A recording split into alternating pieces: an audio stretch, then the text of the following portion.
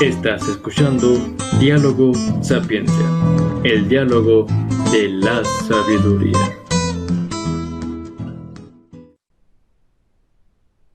Hola, ¿qué tal? Bienvenidos a un episodio más de Diálogo Sapiencia, el diálogo de la sabiduría.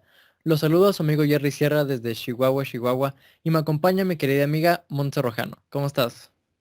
Hola Jerry, muy bien, muy feliz, muy contenta un lunes más en el podcast. Y pues nada, vamos a presentar al invitado del día de hoy, un invitado muy especial para mí, es un colega, él es etnólogo, estudió en la Escuela Nacional de Antropología, es de mi generación, bueno, ¿qué más te puedo decir, verdad? Es un excelente amigo y también un excelente etnólogo. Franquito, ¿cómo estás? Escamilla. Tenía que hacer ese chiste, pero No, tenía que hacer ese chiste. muy bien, muy bien. Bueno, ahorita hablando de ese chiste, le decía la otra vez a Monse que antes, ahora soy Franco Escamilla, y hace años, cuando todavía Franco Escamilla no saltaba la fama, era Franco de Vita, todos me decían Franco Ándale. de Vita. Te cantaban las canciones, ¿no? Sí, pero bueno, pues hola, buenas tardes. Pues yo me encuentro muy bien. Ustedes, ¿qué tal? ¿Cómo están? Excelente, aquí en Chihuahua con mucho calor a 50 grados. Qué bueno, no, sí, sí es bastante.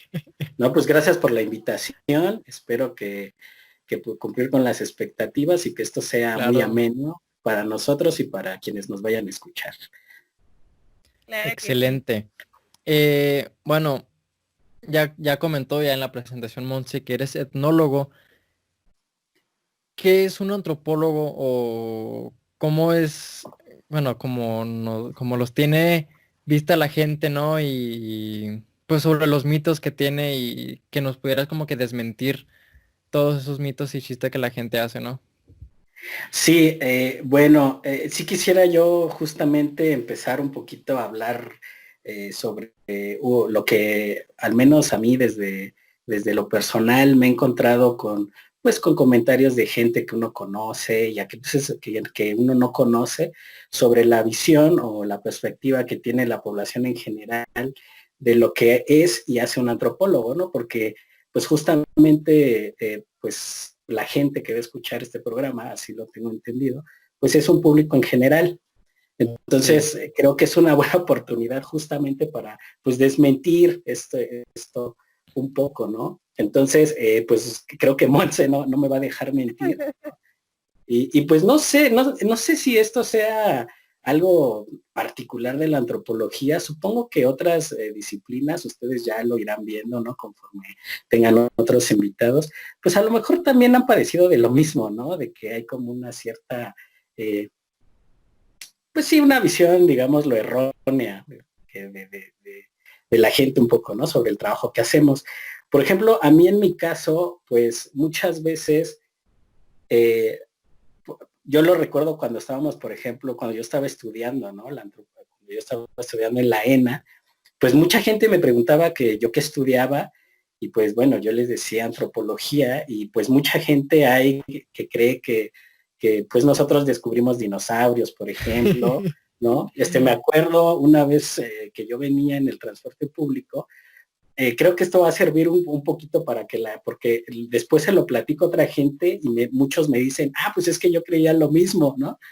Entonces, creo que esto va a ser un buen ejemplo. O sea, una vez cuando yo venía en el transporte público, justamente venía de la ENA y pues me encontré a un señor que pues es un amigo de años y pues me preguntó que de dónde venía y yo le dije que de la ENA, venía de estudiar de la ENA y me dice, pues, ¿qué estudias? Y le dije antropología. Y me dice, bueno, yo creo, no, primero me dijo, esa es una carrera muy bonita. Y me dijo, yo creo que mi hijo, cuando sea grande, va a ser antropólogo también. Entonces, pues es algo que a uno pues le gusta oír, ¿no? Porque dices, oye, pues un niño que desde pequeño pinta para ser antropólogo, pues qué buena onda. Y yo le pregunté, ¿y usted por qué cree que va a ser antropólogo? Y me dijo, es que le gustan mucho los dinosaurios. Eh, No. Bueno, eh, eh, qué bueno que no te dijo que le gusta drogarse o algo así. bueno, estas son otras anécdotas, ¿no? También. Entonces, entonces, incluso me dijo, tiene su colección de dinosaurios, entonces va a ser antropólogo. Y no nada más él, otras personas que pues dicen, bueno, antropólogo, Montse lo va a saber bien, desentierran huesos, ¿no? O sea, ustedes desentierran huesitos, estudian pirámides, ¿no? Y pues eso yo creo que tiene que ver un poco, pues no sé, con los medios de comunicación, ¿no? Por ejemplo, ahorita recuerdo mucho, a ver si alguna vez tienen la oportunidad de que esté un arqueólogo aquí, pero pues por ejemplo esta figura de Indiana Jones, creo Sí. que a todos los que estudiamos en la rama antropológica pues nos ha afectado, ¿no? Porque justamente piensan pues que un antropólogo hace eso, Sí. o un arqueólogo, ¿no? Que pues más o menos somos ciencias sociales y digo, aunque con métodos y cosas y métodos diferentes, pero más o menos hacemos lo mismo. Entonces, recuerdo mucho también cuando iba yo a la universidad, tuvimos una clase de etnología y arqueología, y la maestra de arqueología nos decía que hace años, no recuerdo cuántos, la verdad, pero en una de estas televisoras famosas salió una telenovela en donde el actor principal era un arqueólogo. Entonces, pues bueno, ya se imaginarán pues cómo son las telenovelas mexicanas, ¿no? Sí. En donde, pues es una especie de héroe romántico, rompecorazones, ¿no? Entonces, ella decía que ese año en el examen de admisión, la fila para estudiar para los aspirantes a arqueología llegaba hasta el periférico. O sea, de que pues veían la telenovela y todos querían ser arqueólogo, ¿no? Sí. Entonces todo eso contribuye a que justamente pues la gente pues no sepa más o menos bien qué hacemos, o más que nada eso, ¿no? ¿Qué hacemos y cómo lo hacemos? Entonces, y ya cuando te pones a ver, ¿no? Lo que hace un antropólogo, pues sí está un poquito distante de eso, ¿no? Porque pues somos una ciencia social, y pues bueno, creo que los dinosaurios no entran, ¿no? Dentro de este campo, ¿no? Quizá las pirámides, pues no sé, a lo mejor en cuanto a lo simbólico, pero pues aún así sería como forzar mucho, ¿no? Entonces, digo, para los que nos vayan a ver y a oír, pues no descubrimos dinosaurios, ni estudiamos pirámides, ni desenterramos huesos, ¿no? Así es.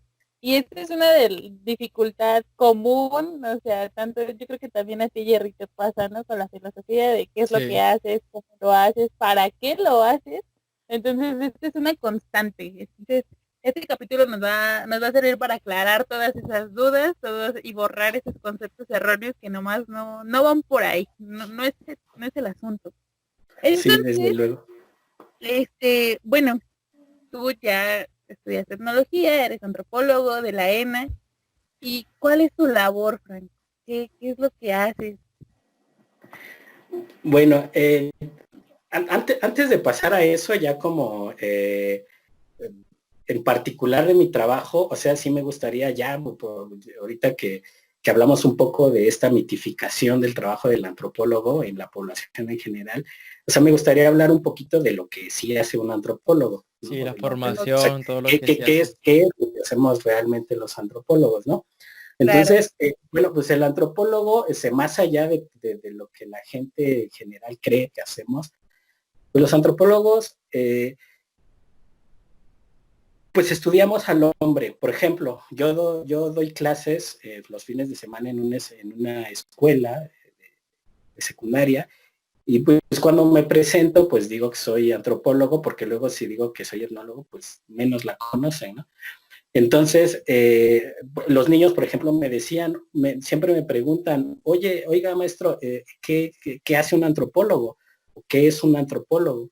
Entonces yo siempre, pues empiezo como explicándoles el origen de la palabra, ¿no? Antropos es hombre y logos es conocimiento, estudio, ¿no? Es el conocimiento del estudio, pues a través de la cultura.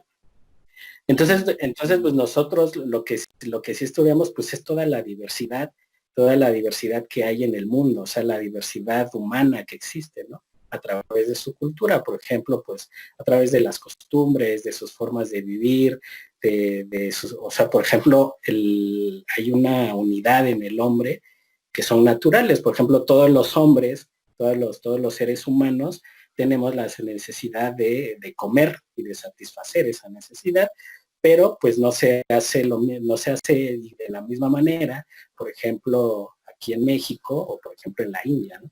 O sea, comemos diferentes cosas, las preparamos de distinta manera, tenemos diferentes horarios de comida.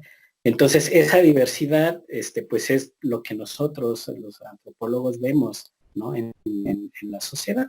Y no solamente de alimentación, pueden ser de relaciones familiares, ¿no? De religiones, de política, o sea, toda esa diversidad humana es lo que nosotros los antropólogos vemos, ¿no? O sea, justamente para dar a, pues, o entender, tratar de entender que justamente vivimos pues en un mundo diverso, ¿no?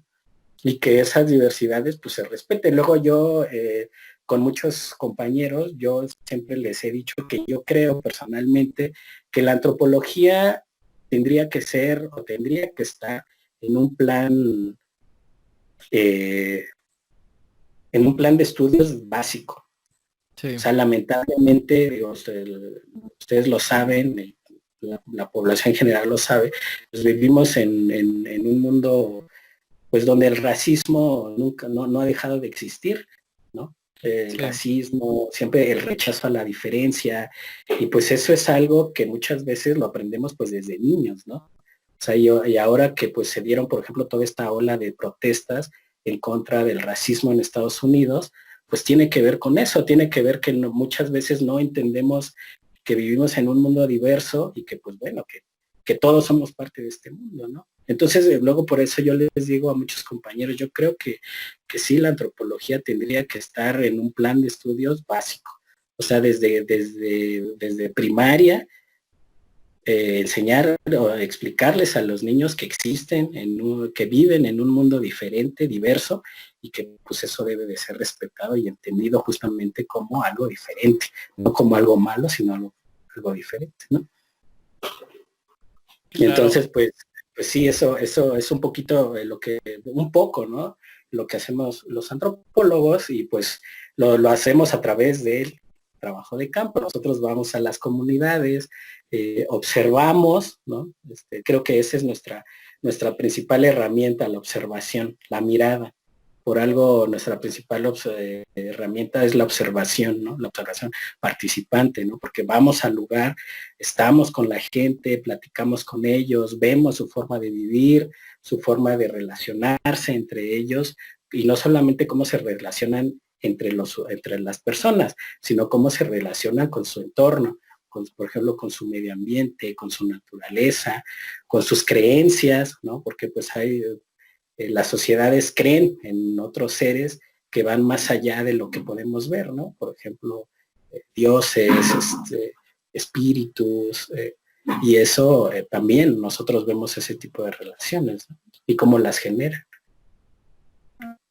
Excelente. Y que además están cargadas de un simbolismo tremendo, ¿no? De un simbolismo, de una significación que son igual de importantes que las que nosotros estamos, pues, rodeados, ¿no? Hay que tomar en cuenta eso. Y creo que esta reflexión que hacemos por la diferencia, creo que nos haría entender muchas de las cosas y varios de los fenómenos que están pasando, como los que nos menciona Franco, ya sea el de racismo, homofobia y entre otros, pues no tendrían por qué ser un problema, ¿no? Me hice recordar mucho de esto sobre el rechazo a la diferencia con lo del clasismo, simplemente en la ciudad, ¿no? Cómo está intercalada entre sus mismas clases económicas, como por el simple hecho de un tono de piel o de un ¿cómo se dice? Estatus socioeconómico, eres tratado. Esto no debería de ser así. Y como dice Franco, pues esto se ve o se tendría que forjar desde la escuela primaria, porque ese sería el medio, más que nada, porque esto no tendría que pasar. Y comparto totalmente tu opinión de la importancia de la antropología desde, desde la temprana edad más posible que sea metida ahí. Sí, por supuesto, a lo mejor no, pues que no sean antropólogos desde niños, ¿no? Eso creo que queda claro, o sea, que no sean antropólogos, pero que sí que sí se les brinden las bases de lo que la antropología ve o de lo que la antropología es, que tiene que ver con la diversidad, ¿no?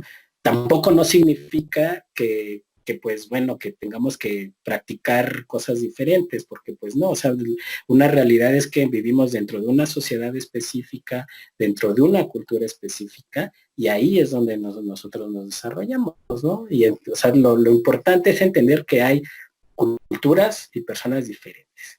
Eso sería la meta, ¿no? Y que se respete eso, ¿no? O sea, no, por ejemplo, si a nosotros, una vez que estábamos dando un taller en San Mateo del Mar, Oaxaca, nos fuimos a la preparatoria a dar un taller y un maestro nos pidió de favor que más allá del taller pudiéramos contarles a los jóvenes de la preparatoria justamente esto, ¿no? ¿Qué es la antropología y qué hace un antropólogo? Entonces, pues nosotros justamente les mencionamos eso, ¿no? Que vemos la diferencia, la diversidad humana en cuanto culturalmente hablando. Entonces les decíamos, por ejemplo, pues si ahorita nosotros si ahorita ustedes les tienen hambre y les hablamos de unos tacos, ¿no? De carne de res, ¿no? Con una salsita, un limón, y pues todos hasta le hacían así, ¡ah, qué rico!, ¿no? Pero les decíamos, bueno, pero si les decimos que les vamos a regalar, que les vamos a invitar a comer una rata asada, pues y todos así, no, pues no, ¿no? Y justamente es eso, ¿no? Es eso, o sea, hacer evidente la diferencia. Y pues nosotros le decimos, bueno, pues hay lugares pues donde sí pueden comer eso, ¿no? Y ahorita, por ejemplo, en estos momentos que estamos viviendo, pues es un claro ejemplo, o sea, cómo empezó todo esto, pues por la cocción y el consumo de un animal que nosotros le llamamos exótico, ¿no? Sí. De un murciélago, pues de ahí viene todo, ¿no? Entonces, tampoco no se trata de que pues, nosotros vamos a comer murciélago, rata, ¿no? O sea, no lo vamos a hacer porque no está dentro de nuestro repertorio cultural, pero entender que hay gente que sí lo hace. Ahorita dijiste que, que te presentabas como antropólogo, para no decir que eras etnólogo, ¿no? Que menos lo iban a entender. Si bien todo está encaminado al estudio del hombre, ¿cómo especificas a qué está encaminado cada área, ¿no? O sea, la etnología, la etnohistoria, la arqueología, la antropología física, como en qué encaminado puede estar. Pues mira, yo creo, o sea, esa es una pregunta muy difícil que yo la verdad ahorita no me esperaba. Ya me diste un gancho al hígado. Pero es muy buena y yo personalmente, profesionalmente, a mí se me hace muy difícil de contestarlo ahora, ¿no? Por ejemplo, Sí. cuando uno está estudiando la carrera, pues uno sí puede ver ciertas diferencias hace tiempo, ¿no? Hace años cuando empezaba la antropología, la sociología, la etnología, pues medianamente tenían sus campos de estudio, ¿no? Se decía, por ejemplo, que la antropología social estudiaba más relaciones sociales, movimientos sociales, y hablando por ejemplo, desde la economía, desde lo político, y la etnología se enfocaba más en los rasgos culturales, básicamente simbolismo, religión, ¿no? Pero actualmente yo, por ejemplo, veo a mis profesores antropólogos, etnólogos, y pues ya no se ve clara esa diferencia.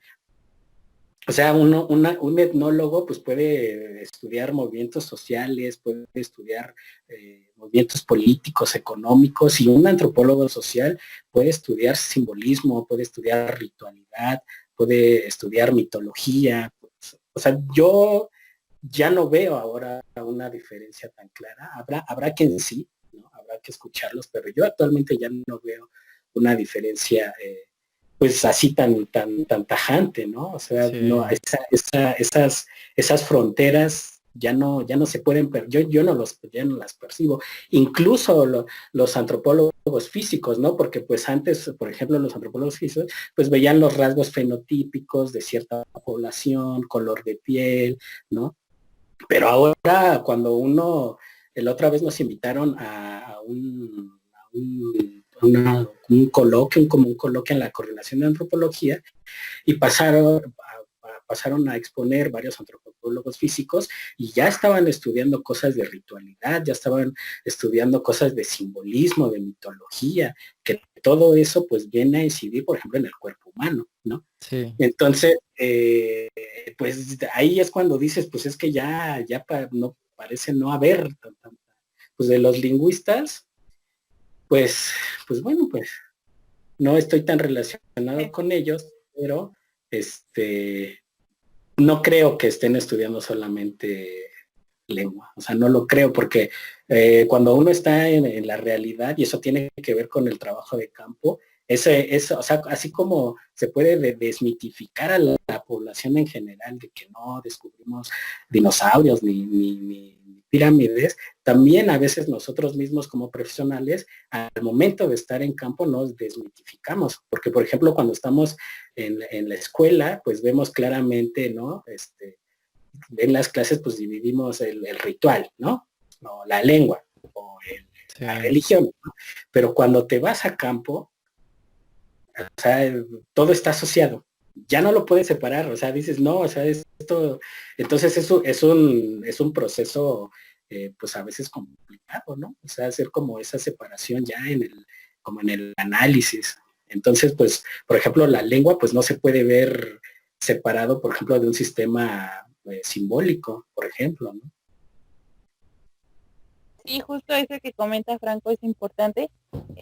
Creo que es un triunfo esto que estás comentando, Franco, porque en el caso de las licenciaturas de la ENA, y conforme lo ha marcado la misma historia de la institución, se ha formado para eso, para que en el ámbito laboral se trabaje de una forma interdisciplinaria. Y creo que se ha logrado muy bien. O sea, puedes ver trabajando al antropólogo físico, con el lingüista, con el etnólogo, y creo que esa es una de los triunfos que ha logrado en la escuela profesionalmente.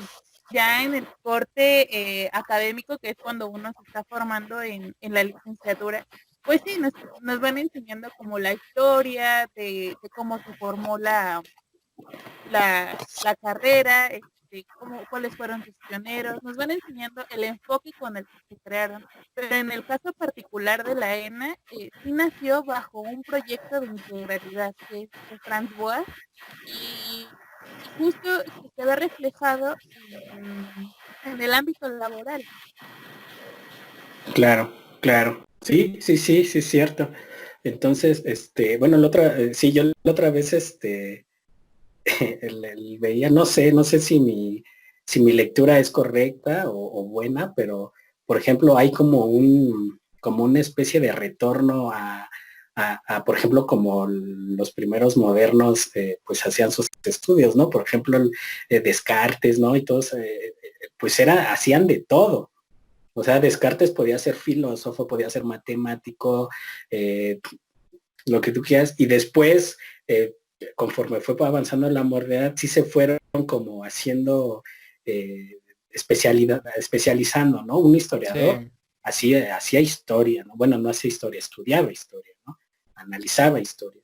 Y ahora parece que otra vez volvemos a eso, ¿no? A eso de los primeros modernos. Por ejemplo, ahorita tú ves, por ejemplo, a un Bruno Latour, y pues Bruno Latour es antropólogo, es sociólogo, es historiador, es también otra vez de todo, ¿no? O sea, parece que hay como un retorno a la forma en la que, no sé si sea como una necesidad de, de cómo vemos la realidad y cómo la veíamos hace, pues no sé, hace unos 40, 50 años. sí. Así es. Pero Y nunca he de- perdido el enfoque antropológico, porque creo que esto es lo que ha nutrido mucho a lo que es, vaya, la antropología, el enfoque de este entender a la otredad, de dar esta reflexión y de esta interpretación a las diferencias. ¿Ibas a decir, Sí. Jerry? Perdón. Sí, Dentro de eso, ¿cuál es el labor del antropólogo en el campo? sí, pues bueno, como lo dije un poquito hace un rato, pues básicamente, bueno, no es así, o sea, seguramente también, o sea, no es así completamente lo que voy a decir, porque pues hay antropólogos que dicen esto, muchos dicen antropólogos de gabinete, o sea, que hacen lecturas etnográficas y a partir de ahí hacen un análisis, ¿no? Pero, por ejemplo, en mi caso, o al menos desde mi experiencia, pues yo sí pienso que la antropología o la etnología, la etnografía está ahí en el campo, ¿no? Hay que ir al lugar, hay que, pues, estar con una población, con una sociedad, con un colectivo, ¿no? Que ahora ya no se habla de sociedad, sino de colectivos, pues estar ahí con el colectivo, ¿no? Conocerlos, hablar con ellos, observar cómo, como decía hace un rato, cómo se relacionan, ¿no? Y eso, por ejemplo, ahora en estos tiempos que estamos viviendo, pues a muchos etnógrafos, bueno, a muchos antropólogos, digamos, no me confundir, a muchos antropólogos, pues como se nos está dificultando, porque pues por todo esto que estamos viviendo no podemos ir a campo. O sea, por muchas razones, por lo de la sana distancia, porque muchas comunidades están cerrando y no están permitiendo la entrada a gente que no sea de la población. Entonces, pues esto para los que hacemos campo, para los que estamos ahí, pues, pues se nos hace difícil, ¿no? Pero ahora, pues, está, no sé si de llamarlo de moda, pero hay otras herramientas, por ejemplo, pues esta etnografía virtual, ¿no? Ya muchos antropólogos pues hacen su trabajo desde las redes sociales, por ejemplo, que pues ya es una base de datos que te ofrece, ¿no? Esa oportunidad. Pues este tipo de medios, las llamadas, pues ya tenemos que también aprovecharlas y tiene que ver con con una cuestión también de presupuesto. Yo luego a veces lo planteo así, porque hace 100 años, ¿no? Así con los primeros antropólogos, así Malinowski, o sea, que se pasaban años en una población.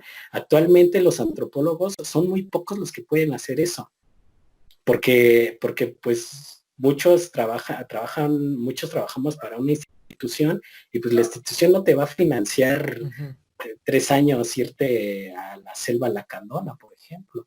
Habrá a quien sí se lo permitan, pero son contados. Entonces ahora el hacer etnografía, eso está cambiando porque pues ya no podemos hacer estas temporadas largas, ¿no? O sea, las temporadas pues se vuelven, pues ahora si te va bien, 1 mes, 2 meses, ¿no? O sea, y eso pues ya te fue bien, pero por lo regular, pues las temporadas son de, pues, 15 días, 3 semanas. Entonces lo que antes hacían en 3 años, pues nosotros los tenemos que ajustar y pues en esas pequeñas temporadas, pues buscar otras estrategias, ¿no? Que ahora, como decía hace un rato, algo que sí nos ha ayudado bastante, pues son estos medios de comunicación que a mí en lo personal sí me han servido, ¿no? Ese es otro campo que también ya muchos antropólogos lo están trabajando, el campo virtual. A mí, pues, en mi caso me ha servido, porque luego, por ejemplo, yo tengo que ir a campo, ¿no?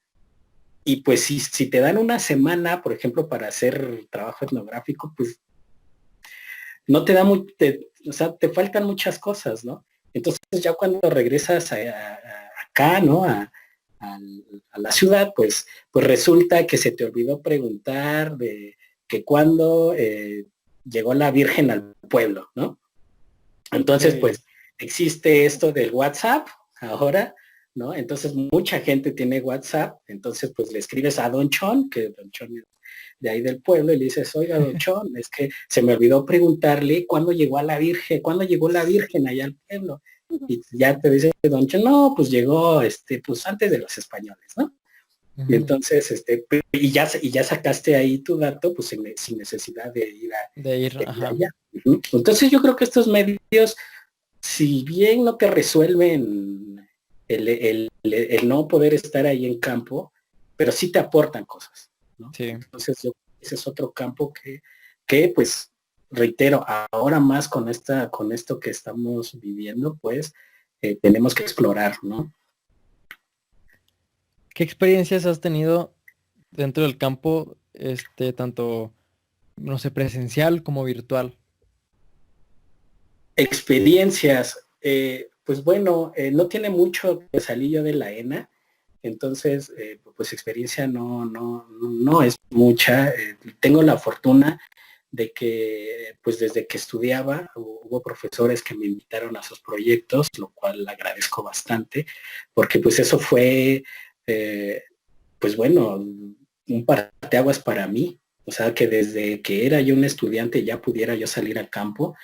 Mis primeras experiencias pues fueron en San Mateo del Mar con una profesora, y pues sí, te digo, bueno, les digo, ahí es cuando te das cuenta de que pues híjole, ya estar en la realidad, pues a veces difiere mucho de lo que ves en la escuela, que sí te ayuda, de eso no me queda la menor duda. La formación en la ENA te ayuda, pero ya cuando estás ahí en campo, pues ves otras cosas que ni te imaginabas. Entonces, pues sí, o sea, mis primeras experiencias fueron en San Mateo del Mar, apoyando para hacer una monografía para la CDI. Entonces, pues era pues aventarte al ruedo, porque antes de eso, debo decirlo, debo de confesarlo, a ver si no me escucha un profesor, algún profesor, y me dice, oye, ¿qué andas diciendo ahí, no? Pero antes de esa experiencia, por ejemplo, mis otras prácticas de campo, o sea, debo decirlo, si bien aportaron bastante, pero no fueron tan rígidas. O sea, fueron buenas porque aprendí de muchas de ellas, pero ya como una experiencia profesional, pues sí, esa fue la primera, ¿no? En donde sí me dijeron, oye, vamos a ir, y aquí pues ya no te vas a ir de fiesta, o sea, ya, Ajá, ya, sí. ya vas ahora sí a hacer campo, ¿no? Entonces, pues sí, y pues fue muy enriquecedor para mí, te digo, porque pues yo todavía no terminaba la carrera y ya estaba en un proyecto pues profesional, gracias a mi profesora, y pues eso, te digo, me ayudó bastante, ¿no?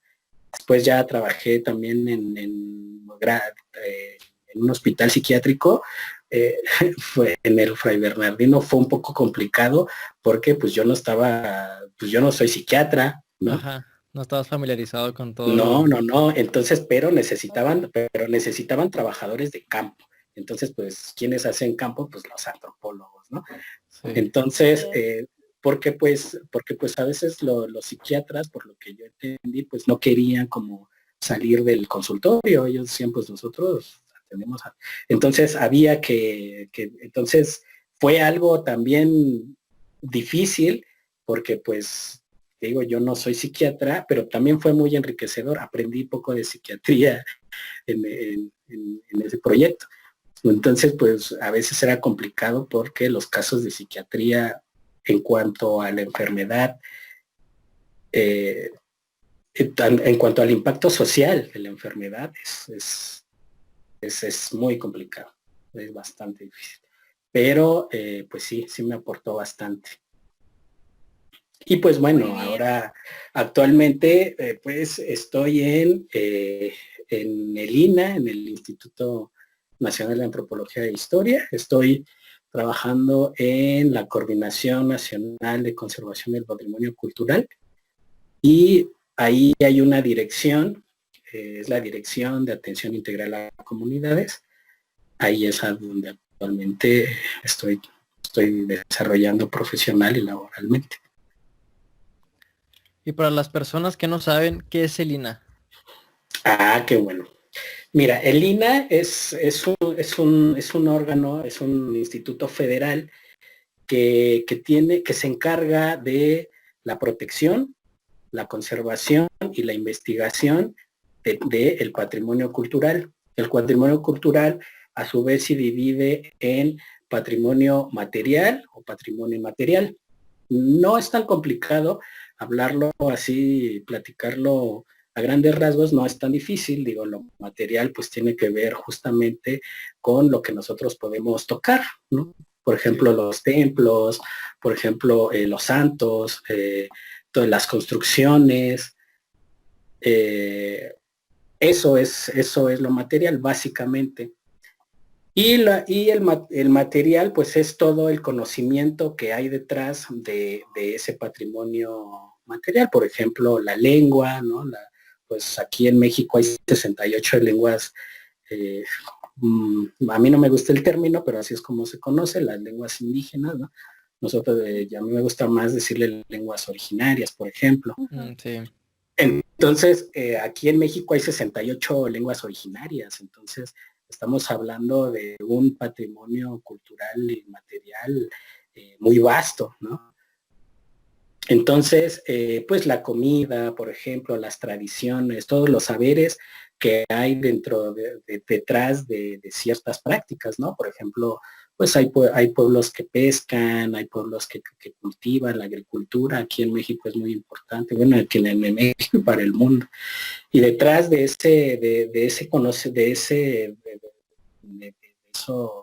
esas prácticas, pues hay todo un conocimiento que hasta es milenario, ¿no? Sí. Detrás de la religión, todo eso es el patrimonio inmaterial. Entonces, el INAH, el instituto, es el órgano federal que se encarga de la protección, la conservación, la investigación de todo este patrimonio cultural.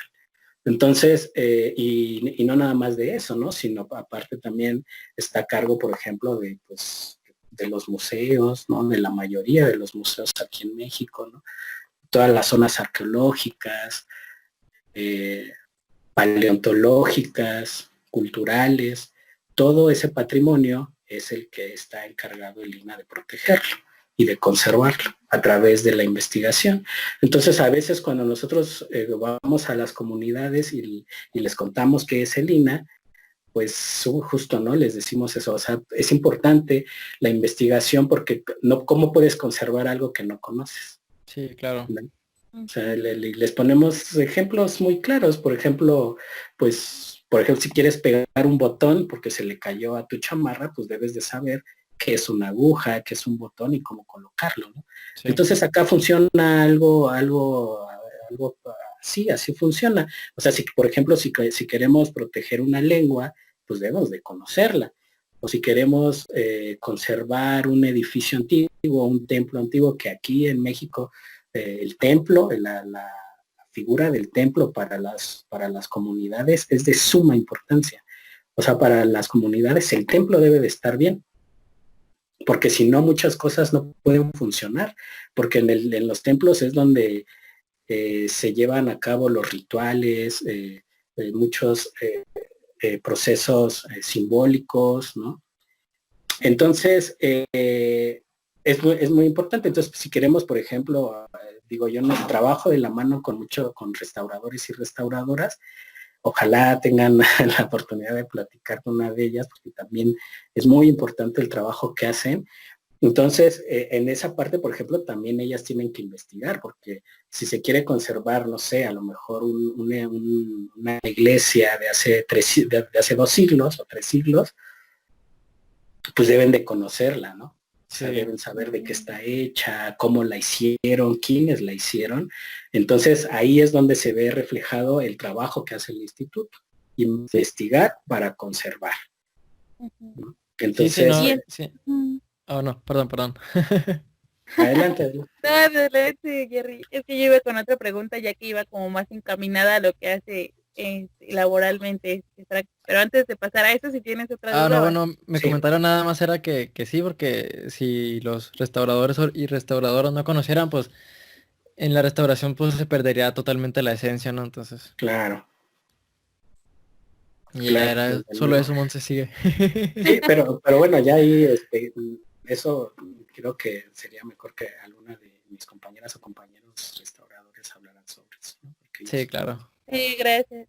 Y pues nada, justo siguiendo con este hilo de entre tu formación ya profesional, el INA y el Departamento de Atención en donde estás, si nos pudieras contar un poquito de alguna experiencia que hayas tenido, el cómo es este diálogo con las comunidades cuando tú vas, a dónde vas y qué es lo que significa para la comunidad también que los antropólogos estén ahí. Claro. Pues mira, nosotros trabajamos, y digo, eso es algo que a nosotros nos ayuda bastante, que trabajamos por medio de solicitudes. Entonces nosotros vamos a donde la gente nos llame y eso ya es bueno, porque pues si llegas a una población donde ni siquiera te llamaron o ni siquiera saben de dónde vienes o qué haces, pues se complica más, ¿no? Introducirte. Acá no, acá pues las comunidades nos llaman porque están preocupados, a lo mejor porque a un santo se le cayó la mano, ¿no? O un santo a lo mejor no puede, más allá de un santo, el patrón. A lo mejor el patrón no puede salir porque pues está lastimado de sus piernas, ¿no? Y si sale se puede caer y se puede romper. Y si se rompe, pues ya no se hace nada, porque si se rompe, no llueve, ¿no? O sea, sí, es algo que lo vemos y nos los enseñaron desde la escuela, ¿no? La importancia, por ejemplo, del patrón. Y eso es algo que nosotros lo vivimos muy cotidianamente en nuestro trabajo que hacemos, ¿no? La importancia de los santos y del templo, de la iglesia. O sea, el santo, el patrón, tiene tanta importancia que si no está bien, muchas poblaciones te lo dicen así, es que si el patrón no está bien y no puede salir a procesión, no llueve. ¿Y qué pasa si no llueve? Si estamos hablando, por ejemplo, de una población agrícola, pues si no llueve, pues no hay milpa, ¿no? Y si no hay milpa, pues no hay comida. Y si no hay comida, pues no hay nada. O sea, así de importante es este patrimonio para las comunidades. Entonces Sí. hay que tener, hay que llegar también con cierto tacto, porque a lo mejor nuestro pensamiento occidental, ¿no? A veces ven, por ejemplo, si tú ves a un santo, o sea, solamente estoy ejemplificando, puedes ver solamente que es pura materia, ¿no? Que es una escultura tallada, pero lo que le da sentido a esa materialidad, es toda una serie de creencias y de simbolismos y de significaciones que la población le está dando. Entonces, ahorita respondiendo un poco a la pregunta de Monse, pues hay que tener como tacto de cómo llegamos, ¿no? O sea, no entender, usar un poco sus términos que usan ellos, ¿no? Si es el patrón, pues referirse al patrón, porque a lo mejor nosotros decimos, no, pues el patrón no es, ¿no? Pero tú estás llegando a una población donde sí es el patrón y donde tiene una cierta agencia y cierta funcionalidad. O sea, si el patrón no está bien, muchas cosas no puedes pasar. Ahorita recuerdo la otra vez hablaba con el encargado de una iglesia de Oaxaca y me decía, es que necesitamos que vengan porque queremos mover al patrón de su lugar original, de donde siempre estaba en la iglesia. Y me dijeron, y necesitamos moverlo porque ahí donde está, ahí arriba en la iglesia, se está cayendo, o sea, la iglesia se está cayendo a partir de los sismos del 2017. Entonces se está cayendo y si no lo quitamos de ahí, pues se va a chingar, ¿no? O sea, Sí. se va, así me lo dijeron. Sí, estoy citando. Se va, sí, que no vayan a decir, oigan, no sé qué le pasa. No, estoy citando, así me lo dijo el encargado. Y dijo, entonces lo tenemos que mover y ya, antes de que empiecen las lluvias. Entonces, y luego hubo algo muy interesante, porque, pues bueno, estábamos platicando y le dije, bueno, vamos a ver cómo si asesorarnos, porque pues es una escultura histórica. Entonces, pues vamos para la asesoría de cómo moverlo para que no se vaya a lastimar. Entonces nos decía, no, pues sí, vengan, pero bueno, ahí es donde los antropólogos como hasta nos frotamos las manos, ¿no? Porque nos decían, venga, porque no sabemos qué va a pasar ese día. Y yo le dije, bueno, o sea, pero ¿cómo que no saben qué va a pasar? Sí, sí, sí. Nos decía, es que el patrón nunca en la historia se había movido de ahí. Y nos dijo, solamente una vez, en alguna ocasión, alguien intentó moverlo, pero él no quiso. Entonces se enojó e hizo cosas malas. Cosas malas no le pregunté porque pues era una llamada telefónica, ya no pude preguntarle por el tiempo y esto. Unas cosas malas podría ser una sequía, podría ser un terremoto, podría ser una inundación. Pero entonces el señor, muy preocupado, me decía, no sabemos qué va a pasar ese día. Entonces le estamos preparando todo un ritual especial para que el patrón se deje y no se vaya a enojar, ¿no? Y no nos vaya a castigar por moverlo. Entonces ahí te das cuenta cuando que por ejemplo detrás de una que uno podría decir, es una escultura, hay todo un ritual detrás. Todo un pensamiento. Sí. Que tiene que ver con un mito, que tiene que ver con una historia, que tiene que ver con una agencia. O sea, el patrón no solamente es una escultura, porque se puede enojar, ¿no? Se puede enojar, puede castigar. Entonces, con todo ese tipo de cuestiones, pues tenemos que sí manejarlas de una forma que, pues bueno, que la gente pues no se vaya a molestar. Pues nosotros también lo que les decimos cuando vamos allá, porque muchas veces estas esculturas cuando ya están muy dañadas, van a los talleres de la coordinación. Entonces, muchas veces pues la gente pues no quiere, porque dicen, a ver, no, ¿cómo se van a llevar al patrón? O sea, no, lo van a regresar, ¿qué van a hacer con él? ¿Cómo va a estar allá? Entonces, pues ahí es donde entra pues esta negociación. Eso sí, bueno, lo voy a decir un poco más adelante.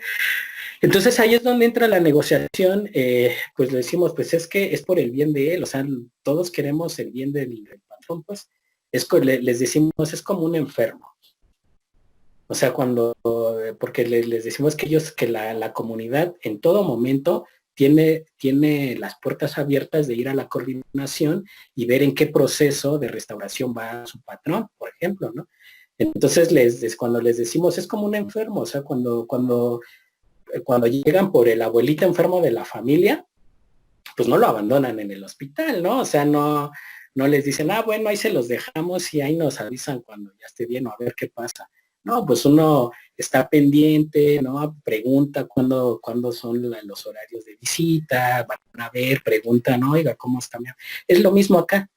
Sí. Ajá. Entonces, pues bueno, o sea, los restauradores son una especie de médicos de estas esculturas, ¿no? Entonces, les decimos eso para que, o sea, porque muchas veces también eso, no nos los van a regresar, ¿no? Por supuesto, o sea, se va a ir, se va a restaurar, se va a dejar en buenas condiciones y se regresa a la comunidad a la que pertenece para que siga reproduciendo esa funcionalidad y esa agencia que tiene dentro de la comunidad, ¿no? Y ahí es donde pues entra este trabajo entre muchas disciplinas, pues bueno, porque pues por ejemplo yo como antropólogo pues veo este tipo de simbolismo, ¿no? De qué significa este patrimonio para la comunidad y bueno, los restauradores hacen el trabajo de restauración, pero sí todos hacemos el trabajo con la comunidad. Esta aproximación con la comunidad, por ejemplo, en el área pues también hay psicólogas sociales, ¿no?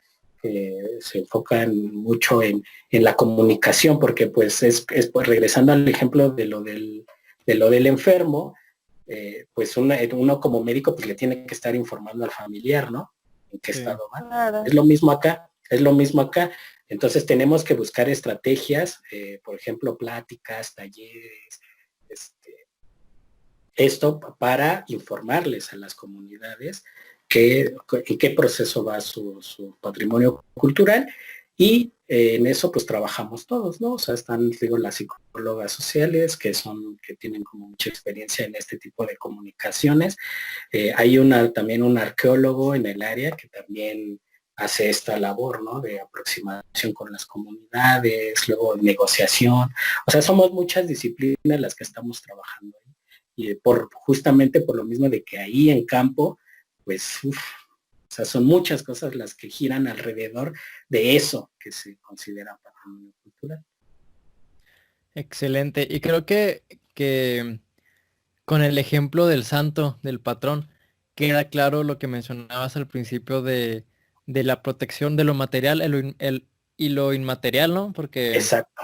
no solamente estás protegiendo a la escultura, sino los ideales que tienen estas personas, ¿no? Y además pues lo conoces. Por supuesto, o sea, no, y también justo viene a reforzar pues esto de que la realidad, o sea, eso no se puede separar. Sí, claro. O sea, no podemos decirle a una población que ha practicado eso por muchos años y decirle es que mire, esto es material y esto es inmaterial. O sea, porque ellos no lo disocian así. Nosotros sí, porque pues bueno, en eso trabajamos, ¿no? Pero ellos más bien lo practican y dentro de la cotidianidad, de la práctica diaria, pues nosotros, eso se pasa desapercibido. A todos los humanos nos pasa eso. O sea, nuestras prácticas diarias cotidianas ya no las razonamos tanto por lo mismo de que son tan cotidianas, ¿no? Sí. Entonces, ahí es donde justamente, como dices, se está protegiendo tanto lo material como lo inmaterial. Y, por ejemplo, nosotros acá desde el área, pues sí consideramos eso, no lo disociamos. O sea, entendemos que es importante proteger la materialidad del patrimonio, pero también tomando en cuenta todo este simbolismo, esta significación que hay detrás, ¿no? Y sobre ello trabajamos todos pues en equipo y en, como dicen, interdisciplina. Claro. Y era justo lo que se contestaba, creo, con el comentario que hacía hace un ratito Jerry, cuando preguntabas de cómo se veía, ¿no? El trabajo reflejado. Creo que en el caso de este departamento de atención a comunidades indígenas, se puede ver esa interdisciplinaridad que existe, ¿no? Que ya sabes que va desde el antropólogo físico, el restaurador, el arqueólogo, la psicóloga social, donde juntos trabajan y dan sentido y explicación a lo que está pasando en tal comunidad. Bueno, sí quisiera hacer una aclaración. Creo que yo, o sea, creo que es problema mío, no la hice. Nosotros no trabajamos solamente con comunidades indígenas. Pues bueno, porque ahorita dijiste atención a comunidades indígenas, también trabajamos, por ejemplo, en la Ciudad de México. O sea, no solamente con comunidades indígenas, porque, por ejemplo, patrimonio cultural, por ejemplo, histórico, pues bueno, la Ciudad de México tiene hasta para echar para arriba, ¿no? O sea, y por ejemplo en eso trabajamos con comunidades indígenas, campesinas y no indígenas también. Entonces, sí, también trabajamos mucho de la mano, por ejemplo, con centro histórico, mucho con centros históricos, ¿no? Así es. ¿Algo que quieras agregar, Monse? No, pues nada, nada más como comentario que pues en este trabajo se ve como el fruto para lo que estudiamos, ¿no? Donde por un lado se está haciendo a la antropología aplicada, pero también por otro se está haciendo investigación, que es para lo que prácticamente estudiamos. Y ya lo he comentado en otros episodios, la importancia de esta doble dimensión de dar a conocer los conocimientos antropológicos, y no solamente a la academia, sino también a la comunidad o ante el público con el que estábamos trabajando. creo que sería muy importante recalcar eso en todos los comentarios que tengo. Bueno, pues yo solamente un poquito para ir cerrando, decir que nuestro trabajo en general de la antropología y en particular de la coordinación que yo vengo, o sea, sí es muy importante para nosotros este compromiso que tenemos con la sociedad, ¿no? A nosotros nos interesa mucho la protección de su patrimonio, sabemos lo importante que es para ellos, lo que significa para ellos, porque pues lo practican y lo mantienen vivo desde la práctica cotidiana que ellos le dan a este patrimonio, pues lo hace que para nosotros pues también es importante y lo entendemos así. Entonces, nosotros sí tenemos este compromiso con la sociedad, proteger su patrimonio, escucharlos también, tomarlos en cuenta. No es una cuestión de que nosotros como instituto, digamos, pues es nuestro deber protegerlo y nosotros hacemos lo que queremos con él, ¿no? O sea, una de las intenciones es incluir a las comunidades, que ellos estén enterados, que ellos participen también, o sea, que cada quien tome su papel que le corresponde, o sea, que sea un trabajo de correspondencia, ¿no? Y de trabajo entre la comunidad y el instituto. Ahí es donde siento que recae el compromiso de la coordinación con la sociedad y de la antropología en general, pues justo, ¿no? O sea, ver toda esta diversidad humana en cuanto a cultura, en cuanto a formas de vivir, a formas de pensar.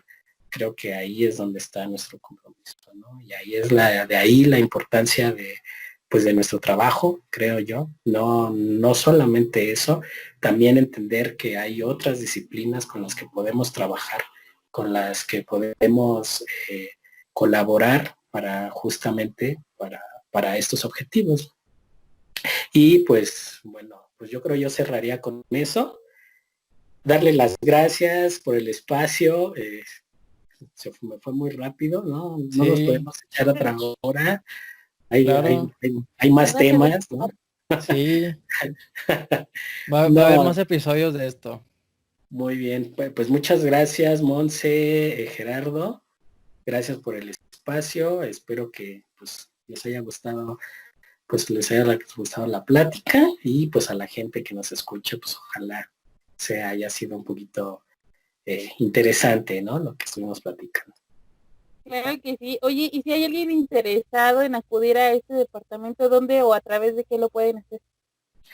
A través de el correo electrónico, tenemos un correo electrónico que ahorita no tengo a la mano. No sé si ustedes tengan como una base de datos en donde se los pueda proporcionar. Sí, igual lo ponemos ahí en la descripción o en los comentarios. Sí, se los envío. El correo institucional del área y los teléfonos también, por si hay alguna persona que esté interesada, ¿no? Que tenga alguna inquietud, pues claro, por supuesto que se puede acercar a nosotros. Y pues bueno, el instituto tiene muchas áreas, tiene direcciones, tiene muchas coordinaciones, entonces de la protección del patrimonio, al ser el patrimonio cultural en México es grandísimo, es muchísimo, entonces pues nos tenemos que dividir el trabajo. Entonces va a haber cosas que a lo mejor no entran dentro de nuestra competencia, hablando de la coordinación, pero nosotros los podemos canalizar, o sea, quienes sí los pueden apoyar en cuanto a sus inquietudes, y si nosotros lo podemos resolver, pues lo vemos. Entonces les envío la información para la gente que quiera y pues bueno, pues ahí estamos. Muchas gracias, Franco. Muchas gracias a ustedes por brindarnos un espacio de tu tiempo, ¿no? De conocer más acerca de esta institución y de tu trabajo. ¿Por qué redes sociales te podemos seguir a ti? No uso muchas redes sociales. Por WhatsApp. Sí, Facebook no tengo. Bueno, pues por Twitter. Por Twitter. ¿Cuál es tu Twitter? Estoy como Jesús Martínez en Twitter. Jesús Martínez. Okay. Bueno, es que me llamo Franco de Jesús Mendoza Martín, entonces pues, no podría parecer, oye, se está cambiando el nombre, ¿no? Ajá. Es que también me llamo así, o sea, es que tengo dos nombres, ¿no? Entonces, Ok. pues bueno, por ahí, y pues ya, no tengo demasiadas redes sociales. ¿Y a ti, Soy malo Monse? por eso me está costando trabajo esto. Sí, sí. No te apures. O ya que me escriban a mí y yo los contacto, no pasa nada. Ah, muy bien. Sí. Bueno, mis redes son en Facebook, Twitter e Instagram como Montse Rojano. Y en todas las redes sociales estamos también como Diálogos Sapientes. ¿Y las tuyas, Jerry? Las mías estoy en Instagram como Jerry-Sierra11, ya me acordé. En Facebook como Jerry Negro Sierra y en YouTube como Jerry Sierra. Muchas gracias por escucharnos. Nos vemos el próximo lunes. Hasta luego. Ah, chao. Hasta luego.